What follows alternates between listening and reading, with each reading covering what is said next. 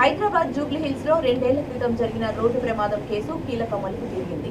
బోధన్ మాజీ ఎమ్మెల్యే షకీల్ కొడుకుని నిందితుడిగా జూబ్లీ హిల్స్ పోలీసులు చేర్చారు.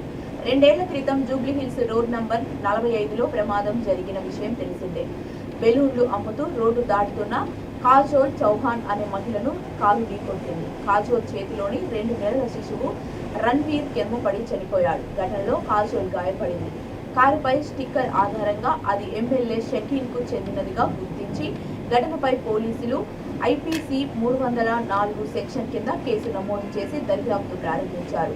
ఘటన సమయంలో కారులో ఎమ్మెల్యే షకీల్ కొడుకు రాహెల్ స్నేహితులు అర్ఫాన్ మాజ్ ఉన్నట్లు గుర్తించారు. కేసును జూబ్లీ హిల్స్ పోలీసులు మరోసారి దర్యాప్తు చేయనున్నారు.